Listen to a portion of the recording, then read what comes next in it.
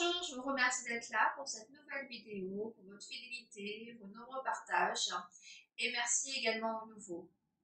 Comme vous le savez, ces transmissions vous permettent d'aller de mieux en mieux au quotidien. Je vous offre des clés pour travailler, avancer au niveau personnel et spirituel. Aujourd'hui, j'ai eu envie de vous parler en fait de la numérologie de la maison où vous habitez, ou cela peut être utile également pour le cabinet où vous avez ouvert pour faire vos soins ou autres prestations. Chaque maison en fait a une histoire qui fait en fait ce qu'elle est aujourd'hui. Dans bien des cas, vous pouvez voir cette histoire et cette personnalité dans les petites fissures des murs et les marques décolorées sur les portes. Plus que son histoire, selon la numérologie, chaque maison a aussi une personnalité innée que vous pouvez déverrouiller en comprenant le numéro de votre maison. Alors, la numérologie, au niveau le plus élémentaire, est l'étude des nombres qui composent l'univers. La numérologie a une longue histoire remontant à au moins 3000 ans depuis l'ancienne Mésopotamie. C'est pratiqué par différentes cultures à travers le monde, notamment les Grecs, les Romains, les Égyptiens, les Chinois, les Indiens, les Japonais. La numérologie occidentale moderne est largement basée sur la numérologie grecque, également sous le nom de numérologie pythagoricienne, car le mathématicien, philosophe et enseignant était l'un de ses plus célèbres disciples. Pythagore et ses disciples croyaient que l'univers a été construit selon un plan géométrique divin. C'est pourquoi les mêmes motifs géométriques se répètent sans cesse dans la nature. Par suite, ils croyaient que les nombres sont les éléments constructifs et constitutifs de l'univers et que, comme l'ADN humain, ils véhiculent des informations sur l'univers qui peuvent être lues et déchiffrées. Les numérologues savent que dans l'univers, un nombre ou une série de nombres qui définissent son caractère est inné. Par exemple, un numéro de chemin de vie qui est déterminé par la date de naissance d'une personne révèle en général comment sa vie se déroulera, les possibilités qu'elle aura et les leçons qu'elle en apprendra. Venons-en à l'emplacement numérologique. Comme les gens, les lieux ont aussi des nombres qui reflètent l'énergie du lieu, il est possible pour les gens d'être compatibles ou incompatibles avec un lieu, de se sentir à l'aise ou résolument mal à l'aise dans cet espace. Cela peut expliquer pourquoi certaines personnes tombent amoureuses d'un endroit au moment de leur arrivée, alors que d'autres ne se sentent tout simplement pas bien dans un certain endroit, bien qu'il n'y ait pas de raison évidente pour leur malaise. Nous allons voir quand même, avant de commencer les correspondances, comment vous pouvez déterminer le numéro de votre maison. Pour déterminer le numéro de votre maison, vous devez d'abord choisir la partie de votre adresse qui a le plus de résonance pour votre maison. Par exemple, si vous habitez peut-être au 1704 8e avenue, dans ce cas, c'est votre numéro de maison qui est le numéro le plus important pour votre maison. Donc, vous utiliserez votre numéro de maison pour déterminer le numéro de votre maison. Pour ce faire, vous devez réduire votre numéro de maison à un seul chiffre, de 1 à 9, ou l'un des trois numéros maîtres, soit le 11, 22, 33, qui sont des numéros spéciaux dans la numérologie. 0 est aussi un nombre significatif dans la numérologie, mais comme cela signifie une possibilité infinie et que toutes les choses qui peuvent éventuellement exister, vous ne rencontrez jamais une personne ou un lieu qui est caractérisé par le nombre 0. Pour réduire votre numéro de maison à un seul chiffre ou numéro principal, il vous suffit d'additionner les chiffres ensemble. Par exemple, pour 1704, vous ajoutez le 1, le 7, le 0, le 0 et le 4, ce qui fait 12. Puis vous réduisez encore ce chiffre en faisant 1 plus 2, 3, révélant que le nombre de la maison est 3. Si vous habitez par exemple un appartement, par exemple le 30C, à ce moment-là, votre numéro d'appartement remplace votre adresse civique. Dans ce cas, vous déterminez le nombre de la même manière, mais on n'ignore pas le C. En numérologie, toutes les lettres ont un nombre correspondant. Vous devez donc déterminer le numéro de la lettre C et ajouter à votre équation. Ainsi, en faisant donc avec l'appartement 31C, vous ajouterez le 3 plus le 1 plus le 3, ce qui fait 9, faisant de votre numéro de maison le 9. Alors, je vais vous mettre sur l'image en fait la numérologie qui correspond aux lettres, mais je vais quand même vous le dire. Le 1 correspond au A, J et S. 2 pour les lettres B, K et T. 3 pour les lettres C, L et U. 4 pour les lettres D, M et V. 5 pour les lettres E, N, W. 6 pour les lettres F, O, X. 7 pour les lettres G, P, Y. 8 pour les lettres H, Q, Z. Et 9 pour les lettres I et R. Vous habitez aussi peut-être une adresse nommée, par exemple Cottage, Rose. Dans ce cas, le nom de l'adresse est plus important que toutes les autres parties de l'adresse. Pour calculer le numéro donc, de cette adresse, vous attribuerez un numéro à chaque lettre et vous les additionnerez jusqu'à l'obtention d'un chiffre ou d'un numéro de référence. Alors, que signifient les numéros donc, de votre lieu d'habitation? On va commencer donc par le numéro 1, numéro de maison 1. Cela représente l'indépendance, l'innovation, l'ambition. Et c'est un endroit où il fait bon vivre si vous êtes un travailleur autonome ou un entrepreneur. C'est aussi un espace qui peut aider les personnes vivant ensemble à conserver leur autonomie et leur liberté.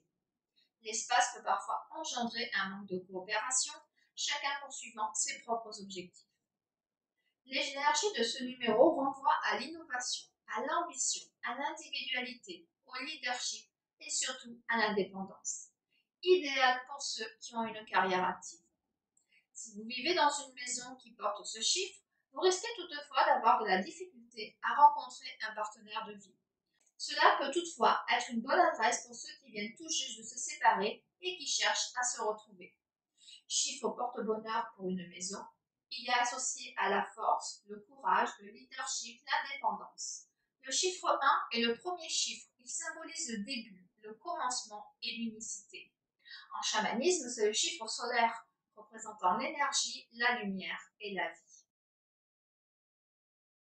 Numéro de maison 2. C'est une atmosphère chaleureuse et amicale où les hôtes se sentent toujours bienvenus. C'est un excellent nombre pour une maison familiale, favorisant l'harmonie et les relations étroites. L'espace peut facilement devenir très chargé émotionnellement. Il est donc important de le nettoyer régulièrement pour maintenir l'harmonie. Vous aurez plus de chances de bâtir une relation solide et harmonieuse, en amour ou en amitié. Il faut toutefois être conscient que ce petit nid vous donnera envie de vous couper du reste du monde et vous rendra probablement plus émotif. Aussi, si vous vivez seul dans une maison 2, vous pourriez ressentir de la tristesse à l'idée de ne pas partager votre quotidien avec des gens. Maison numéro 3. Il s'agit d'un lieu à l'énergie joyeuse et enjouée, et peut-être un lieu qui voit beaucoup de rassemblements sociaux. Il résonne également avec beaucoup d'énergie créatrice, et c'est donc un grand espace pour des efforts artistiques. L'espace peut donner l'impression d'être désorganisé et mal ciblé, mais le désencombrement peut aider à réduire ce phénomène. Cette maison est celle de la joie, de la création, de la communication. Dans cette maison, vous aurez envie de socialiser et de vous exprimer. C'est l'endroit parfait pour créer et même fonder une famille. Si vous vivez donc dans une maison 3, vous aurez certainement envie de participer et d'organiser une foule d'activités. Soyez conscient toutefois que l'argent pourrait vous filer entre les doigts quand vos projets sont trop nombreux. Numéro de maison 4. Il s'agit là d'un environnement solide et sécurisé, très discipliné et structuré.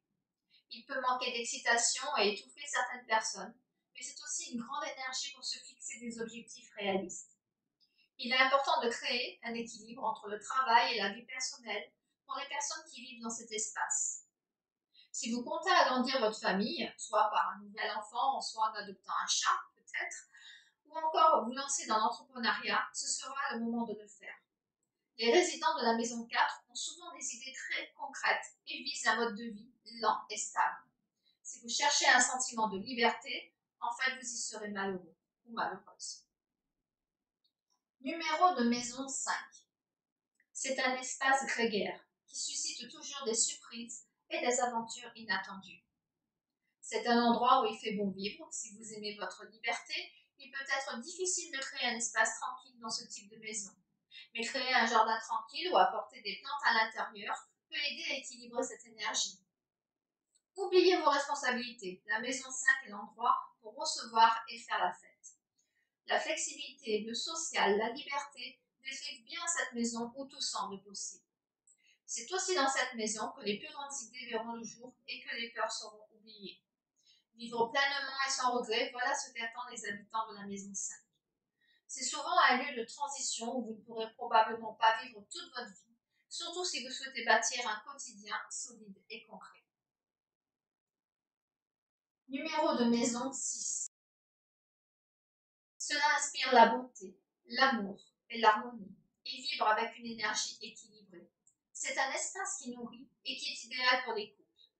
Il y a une merveilleuse qualité de guérison à ce nombre, ce qui en fait un excellent choix pour ceux qui travaillent dans un milieu de prestation de soins. L'espace peut faire en sorte que certaines personnes se sentent dépassées par les responsabilités et peut aussi les transformer en corps de famille. Pour aider à équilibrer cette énergie, il est important de prendre le temps de faire des activités sociales ou créatives à l'extérieur de la maison. La maison 6 sera chaleureuse et remplie d'amour. C'est un bel endroit qui vous donnera envie de vous lancer dans de nouveaux défis, comme créer votre propre entreprise ou bâtir votre propre famille. Si la maison 6 est perçue comme la maison de la beauté, il faudra que ses habitants apprennent à lâcher prise et à délaisser leur petit côté perfectionniste. On dit aussi que la maison 6 est un bon endroit pour les animaux. Numéro de maison 7. Cela représente des secrets et le désir d'intimité. Ceux qui recherchent un espace tranquille pour réfléchir et grandir s'épanouissent dans ce genre d'environnement. Cet espace peut laisser certaines personnes se sentir isolées et seules, mais il est également idéal pour ceux qui cherchent un développement spirituel. Cet espace convient également aux écrivains, aux artistes et à ceux qui ont besoin de temps seuls pour mettre leurs idées au monde. Les habitants de la maison 7 auront envie d'approfondir un peu plus leur propre vision de la vie. Cette maison qui mise sur la tranquillité et la spiritualité est un lieu idéal pour apprendre à mieux se connaître et à écouter son intuition. Cette maison mise sur les activités intellectuelles et peut-être spirituelles. Si vous êtes écrivain ou professeur, vous risquez d'y être parfaitement heureux. Numéro de maison 8. Cela représente la prospérité, l'abondance, et c'est donc un espace chanceux pour de nombreuses entreprises. Il peut s'agir d'un endroit qui donne de l'énergie physique aux gens et qui peut aussi aider à stimuler l'ambition et la motivation de ceux qui y vivent. L'abondance de cet espace peut donner à certaines personnes le sentiment d'en vouloir toujours plus et de ne jamais atteindre la satisfaction. Les habitants de la maison 8 auront tendance à accumuler de nombreux biens. La maison 8 peut également être un lieu idéal pour lancer sa propre entreprise à domicile. Numéro de maison 9. Cela représente l'amour, la compassion, et c'est un espace où tous les gens se sentent généralement accueillis et acceptés. Si vous vivez dans une maison neuve, vous constaterez probablement que les invités viennent souvent à l'improviste. C'est donc un bon endroit pour les couples plus âgés et pour les jeunes familles. Le partage de l'énergie, de l'espace, peut être une lutte pour les personnes qui ont besoin de prendre le temps de travailler sur elles-mêmes. Mais cela peut être équilibré en créant un espace sacré dans un endroit de la maison. Cette dernière est un lieu de rassemblement et de plaisir, où la créativité et le positivisme se côtoient. Les habitants de la maison 9 auront envie d'aider leur entourage et de travailler sur leur spiritualité personnelle. L'amour, la compassion et le bien-être de tous sont les valeurs de base de ce domicile. On s'y donne souvent rendez-vous pour se relaxer le dimanche après-midi ou même pour passer quelques jours si on a besoin de se ressourcer. Numéro de maison 11. Le maître numéro 11 représente l'intuition et l'illumination. Les maisons avec le numéro 11 sont des lieux inspirants et créatifs. Vivre dans cet espace peut aider à promouvoir des idées novatrices et de nouvelles créations. 11 est un nombre de lumière qui se prête à des espaces aérés qui tirent le meilleur parti de leur lumière naturelle. 11 a une vibration forte. Ce genre d'espace peut souvent apporter des tests spirituels. Numéro de maison 22. Le maître numéro 22 représente le maître constructeur et l'énergie créatrice de l'univers. C'est un excellent espace pour se sentir enraciné et en contrôle pour façonner votre monde. Les personnes qui passent beaucoup de temps dans ce genre d'espace peuvent ressentir une pression excessive pour créer et réussir. Puis, numéro de maison 33. Le maître numéro 33 combine les caractéristiques du 11 et du 22 et représente le côté altruiste de la vie. Les endroits portant le chiffre 33 sont souvent des endroits spirituels ou des endroits où les gens travaillent pour soutenir les autres plutôt que pour leur profit personnel. Les personnes qui vivent dans un espace peuvent parfois se sentir submergées par la responsabilité des autres. Gratitude pour votre écoute et d'être là. Si vous avez des questions ou des remarques, n'hésitez pas à les mettre en commentaire sous cette vidéo. Si elle vous a plu, n'hésitez pas non plus à cliquer sur le pouce j'aime, à vous abonner sur la chaîne Divina Roma. Partagez ces transmissions pour en faire profiter votre famille, vos amis.